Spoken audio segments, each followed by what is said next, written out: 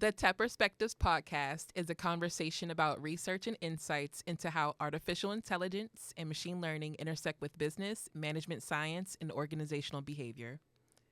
Tech Perspectives is guided by the Intelligent Future, a data-informed and human-driven approach to innovation and problem-solving for today and tomorrow. Hello, everyone, and welcome to the Tech Perspectives podcast. Our guests today are John Hooker, the T. Jerome Holloran Professor of Business Ethics and Social Responsibility and University Professor of Operations Research Emeritus at the Tepper School of Business, and Peter Zhang, an Assistant Professor of Operations Research at the Heinz College of Information Systems and Public Policy. They are co-authors of the book, The Structure of Fair Solutions, Achieving Fairness in an Optimization Model, along with doctoral alumnus Özgen Elçi. Gentlemen, welcome to the podcast. Peter, I'll start with you. The book's subtitle is Achieving Fairness in an Optimization Model. What is an optimization model, and how is it used in business and public policy decisions? All right, so an optimization model is basically a mathematical tool that helps people formulate questions formally, like into objectives, goals, and constraints. For example, when we want to route trucks to deliver things or allocate medical resources, these are questions that can be, in many parts, mostly quantified and then also formalized into the language of optimization. And we utilize then the mathematical machinery behind optimization models to help us understand what is the best decision or what are the best decisions. Okay, and John, why is fairness important to include in an optimization model, and what are some examples of unfair outcomes when fairness isn't explicitly addressed? Okay, well, first, I should point out that optimization is everywhere, and many of these applications involve fairness issues that we're not aware of. For example, suppose you stop at a traffic signal, there's a red light, and you're on a side street that crosses a main thoroughfare. Then what is the best way to time the red light? Well, the optimal way is to give the thoroughfare the green light all the time and make you wait forever. That maximizes throughput. So engineers have built a fairness objective into this problem so that you get to go across the street now and then, okay? And there are many, many other applications. So, for example, there's a hurricane that wipes out the power grid. In fact, we had a storm to wipe out the power grid in Pittsburgh not long ago. So that poses the problem. Do you first repair the power grid in the city where most people live? That's optimal because it takes care of most people first. But at the same time, the people who live in the suburbs and the countryside may have to go without power for weeks. In fact, this has happened in several cases. So there we need a fairness measure, somehow to balance the interests of optimization with the interest of fairness. Yeah, and that brings up an interesting point. Can you describe some of those fairness criteria that are discussed in the book, such as utilitarian, maximin, leximax, or etc., and how someone may choose the most effective fairness criteria for a specific optimization model or use case? Well, I'll begin with something called the Nash bargaining solution, which was developed by John Nash, who happens to be a graduate of Carnegie Mellon. And his first paper back in 1950 proposed a formula for achieving fairness. That has been generalized to something called alpha fairness, which is used in engineering. For example, it's used in regulating the internet. So the possibility of your phone achieving signals and transmitting its information depends on a fairness measure based on alpha fairness, and in some cases, a Nash bargaining solution. There are others as well, which I could go into if you'd like. The description that you gave earlier about restoring the power grid to the locations where there are the most people first, would you consider that a more utilitarian approach to it, or is that a different type of approach? Yeah, a utilitarian measure is part of it. That asks us to maximize utility, that is, maximize the most welfare for the most people. That's good, but the outcome can be very unfair, as I mentioned. Another case might be you're designing a transit system. Where do you put the bus stops? Okay, well, utilitarian measure would tell you to put most of the bus stops downtown in the city center where most of the people are, but then the people out in the suburbs have to walk 2.5 miles to the nearest bus stop. Is that fair? Well, somehow you have to balance those two.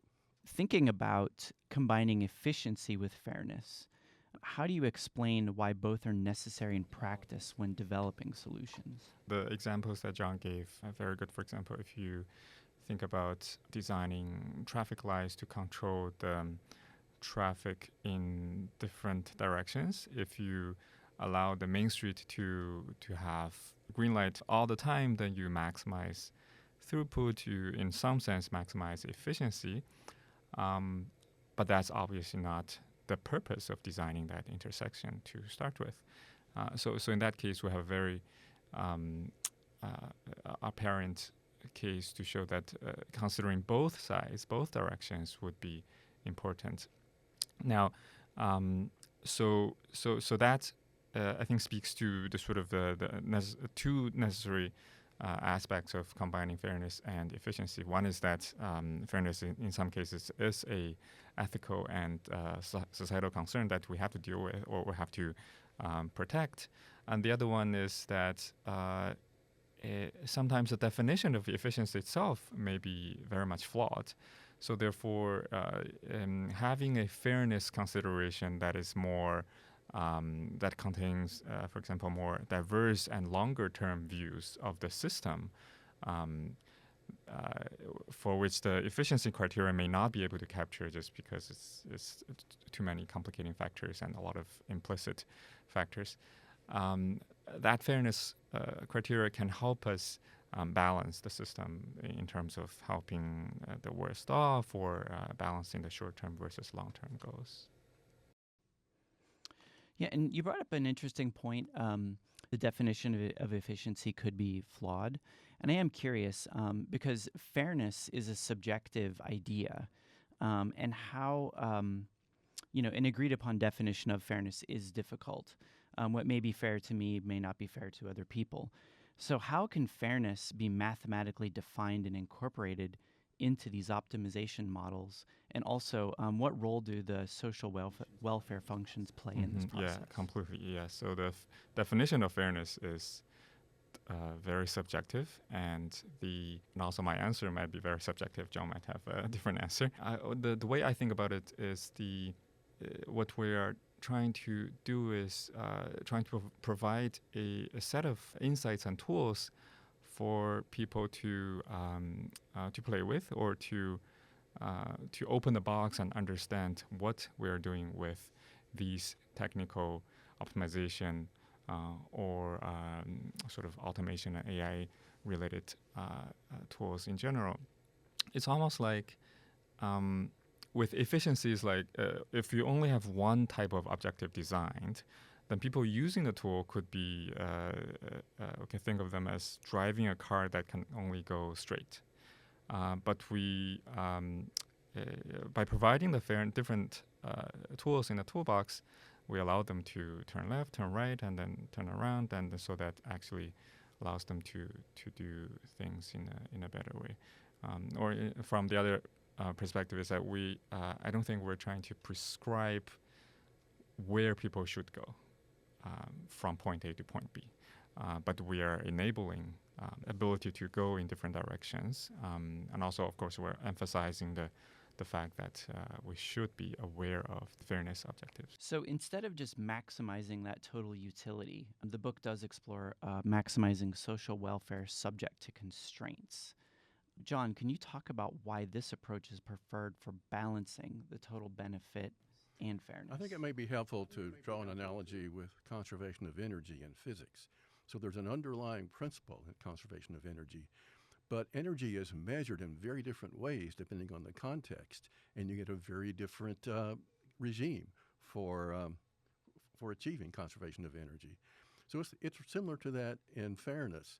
There are underlying philosophical principles that help us deduce what's fair in a given case, but measuring what's fair in a given case depends very much on the situation, and a social welfare function is actually a class of functions that allows you to measure fairness that's in a way it's appropriate to many different situations. So what we want to do is to to illustrate what happens when you apply various social welfare functions to specific cases, what kind of results you get, and you can judge whether this is correctly measuring the type of fairness that applies to that situation. One thing I'm curious about with that is, does that allow for what I would consider a single person's judgment to still sort of have governance over that fairness? Meaning, if it's not a matter of what I would consider like something as simple as following a law. It is still left to human judgment. Well, human judgment is an inevitable part of any kind of modeling. So if you're maximizing profit or income or revenue or minimizing costs, you have to decide what's important, what sort of revenue matters, whether profit matters, whether it's long-term or short-term or stock price, what kind of costs should be measured, which ones are important. All of these modeling issues are subjective in a sense, and they all have to be resolved, and they are resolved every day in thousands of applications of optimization. I believe the same can be done with fairness. One final question for both of you. What is the one thing that you would like any given reader to take away from this book and put into practice? I would say this book helps, again, open the box of understanding what's the relationship between one type of design of social welfare function, fairness objective. What is the relationship between that and then the consequence? So that goes back to the point of human subjective judgment or single person's ideas implemented in these models. By illuminating the structures of the consequences of different types of designs of the model and the fairness, we then automatically allow everyone to examine whether certain designs are appropriate for certain applications. And I think that's, in my mind, one way that the book can be used as a sort of a good reference for people to quickly check. And I haven't seen anything before. I haven't seen any paper or books before that does something like that. I would say that another objective is to emphasize that fairness modeling can and should be an integral part of mathematical modeling in general.